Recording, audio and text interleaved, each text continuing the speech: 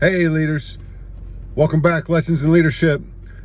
Question time. I want to address a question I got from a young leader and a young up and coming rising star, I think. So this guy was wondering, how do I get a raise? Or better yet, how do I go about asking for a raise? This is a question I get fielded a lot, and people are always wondering, what's the secret to getting that raise? Like, is there some special way to formulate the question or whatever? So let's go about working towards a raise, and then let's go about asking for a raise. So first and foremost, they always say what gets measured gets managed. And that means that in order to be able to gauge whether you're doing better or worse or progressing or regressing, you have to know where you're at, and then you have to know key measurable indicators that tell you if you're making progress.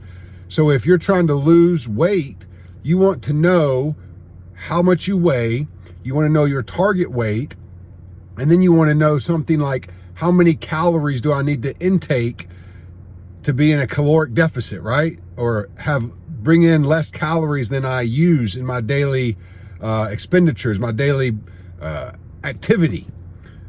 And then you can look at certain things and like, well, a potato has this many calories, a piece of chicken has this many calories. So then you can know that, okay, if I eat this, I'm eating this many calories and I'm going to be at this caloric intake. And based off that, I'm going to probably hit my weight. So same thing with business. Companies measure almost everything.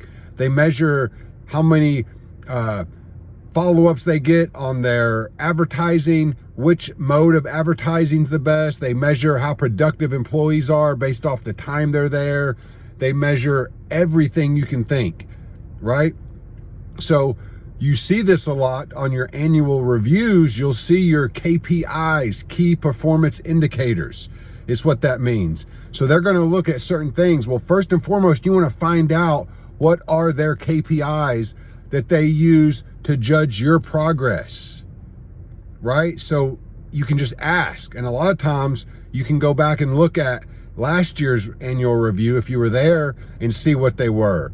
Are they looking at, your attendance? Are they looking at sales?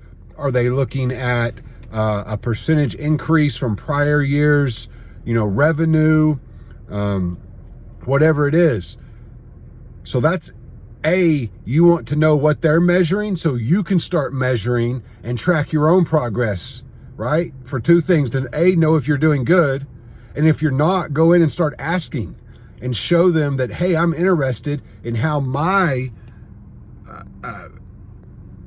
what I'm doing is adding to what you're trying to achieve, right? Am I helping or hurting? Am I adding value or costing you? So that's number one. Find out what they're measuring and find out how what you're doing is going into those measurements. Number two, start measuring other things, because even if I say, okay, well, hey, I'm not losing weight, but guess what? I just added a lot of lean muscle mass. Okay, so I've done something arguably just as good for my overall outcome. Maybe my goal was to lose weight, but what if my goal was to just get in better shape, right? Because we know a lot of skinny people that are in bad shape. So when I go in there and you say, well, I didn't add, maybe my sales didn't increase that 10% or whatever it is, but let's look at what else I did, right? Maybe I cut cost.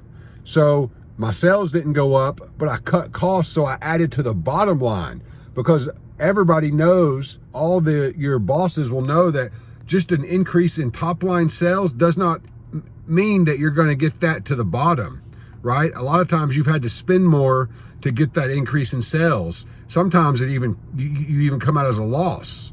So if you can go in and explain that, how, I didn't get my top line sales increase, but I did so good managing my cost, I actually dropped more to the bottom line. And maybe you're not privileged to all those metrics or all those numbers. So you can look at some other stuff. Go in and look at, if you can't quantify, meaning you can't add, subtract, and get an actual number, look at qualifying, right? Qualitative things. So that means it's more subjective. But look at stuff like, well, look, I cut my employee retention right? Or I'm sorry, I increased employee retention. I cut how many people are walking out the door. So think about how much I saved on the back end of not having to pay for all this training and onboarding and new uniforms and stuff like that, plus loss of productivity while you're training new people. Look at how I increased employee morale. Look how much better my employee culture is, right?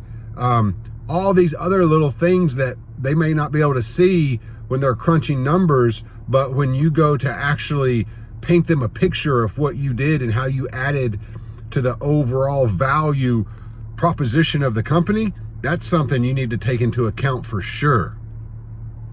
So that's the number one, how you're working to that raise, right? You're looking at what can be measured to show that you added value. So number two, how do you ask for it? Well, a lot of you all that are in my course, I've preached that yes, this is America and small business is the number one way, or business is the number one way to have unlimited growth potential, right? So I think everybody needs to have some sort of side hustle, but I don't think that means that you just cut and run from your job, right? I'm in an executive level. I work and I run multiple businesses. I like what I do. And I believe that corporate America, corporate jobs have a vast amount of opportunities that you can't get with a business if you know how to take advantage of them. There's reasons that extremely well-educated and intelligent people become CFOs, CEOs at the expense of going out and starting their own company. You can make an unbelievable living working for somebody else, right? And while you're working, you're actually working your thing, because I'm building my retirement. I'm building my real estate portfolio. I'm building all my stuff. So I'm not working for them. I'm working for me and my plan. And when I decide to walk away from it, because I've done everything that I choose to achieve, then I can focus on my small businesses that I've built.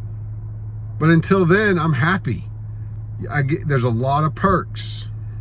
So when I go in though to these corporate places, a lot of them have generic caps on what they're willing to give a pay increase. They cap everybody, let's say at 4 or 5%. Nobody's getting annual increase over 4 or 5%.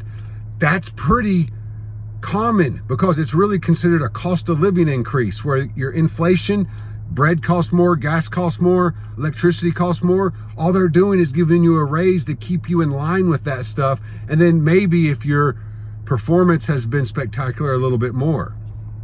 So what you want to focus on is making sure you're maxing that out and getting the max annual increase. But where your money comes is moving up the chain.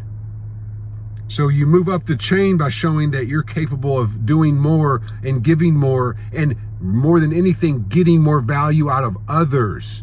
Because if you go into higher levels of management where you're managing 20, 30, 40, 50 people, and not just hourly employees, but you're managing executives, it's about how much more can you get out of them? How much more productive can you make them and their teams, right? So once again, you're measuring them. You're measuring their success, and they're measuring you about how well you can increase their metrics.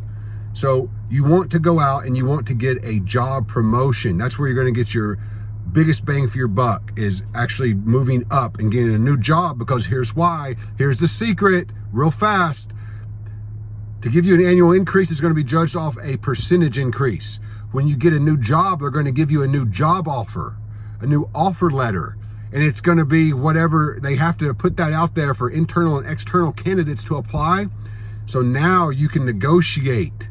It's an open negotiation for that new position. And last but not least, if they're playing hardball and they don't want to give you what you're worth, go out in the marketplace and find out what you're worth to other people.